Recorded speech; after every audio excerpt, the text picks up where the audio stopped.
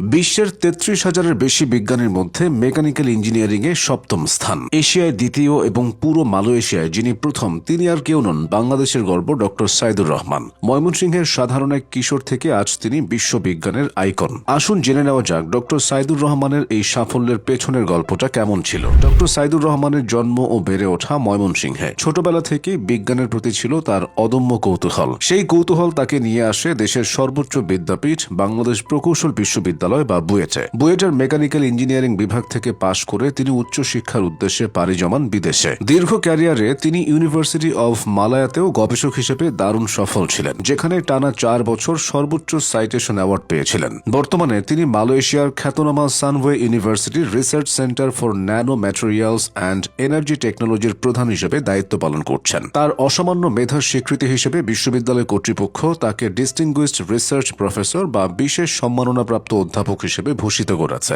যা বিশ্বজুড়ে কেবল হাতে গোনা কয়েকজন শীর্ষ বিজ্ঞানী পেয়ে থাকেন। তিনি মূলত কাজ করছেন ন্যানো ফ্লুইড এবং নবায়নযোগ্য শক্তি নিয়ে। তার গবেষণা দেখিয়েছে কিভাবে কম খরচে পরিবেশ বান্ধব উপায়ে অধিক বিদ্যুৎ বা শক্তি উৎপাদন করা যায়। বিশেষ করে এমজিন ভিত্তিক ন্যানো ম্যাটেরিয়াল গবেষণায় তিনি বিশ্বে অগ্রগামী। তিনি এমন সব ন্যানো কণা বা ন্যানো ফ্লুইড উদ্ভাবন করেছেন যা কুলিং সিস্টেম এবং এনার্জি স্টোরেজের ধারণায় পাল্টে দিচ্ছে। তার গবেষণাপত্রগুলো বিশ্বজুড়ে হাজার হাজার বার উদ্ধৃত করা হয়েছে। ওয়েব অব সায়েন্সের রেকর্ড অনুযায়ী ন্যানোফ্লুইড গবেষণায় তিনি বর্তমান বিশ্বের একক সেরা বা নাম্বার 1 বিজ্ঞানী। একজন বিজ্ঞানীর গবেষণার প্রভাব বোঝার জন্য সবচেয়ে গুরুত্বপূর্ণ মাপকাঠি হল এইচ ইন্ডেক্স, আর ডক্টর সাইদুরের ক্ষেত্রে এই স্কোর বর্তমানে 138-এর ওপর। এই স্কোর পৃথিবীর খুব কম সংখ্যক বিজ্ঞানীর ভাগ্যেই জোটে। তিনি 350-রও বেশি গবেষণাপত্র প্রকাশ করেছেন। তার এই কাজ মালয়েশিয়ার উচ্চশিক্ষা ও গবেষণার আন্তর্জাতিক অবস্থানকেও সুদৃঢ় করেছে, যা একজন বাংলাদেশী হিসেবে গর্বের। 2014 থেকে 2021 সাল পর্যন্ত টানা 7 বছর তিনি বিশ্বের শীর্ষ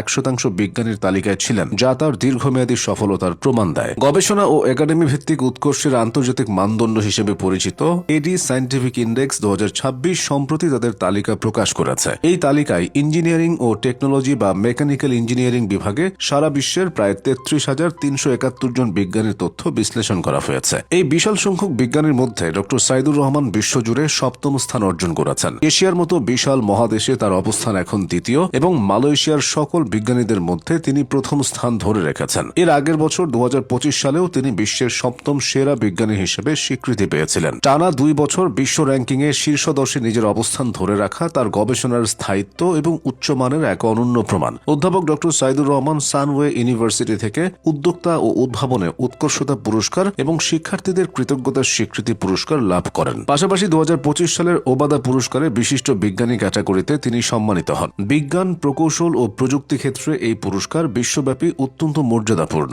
2025 সালে সারা বিশ্ব থেকে মাত্র 8 জন বিশিষ্ট বিজ্ঞানী এই সম্মানে ভূষিত হন, যাদের মধ্যে অধ্যাপক ডক্টর সাইদুর রহমান অন্যতম।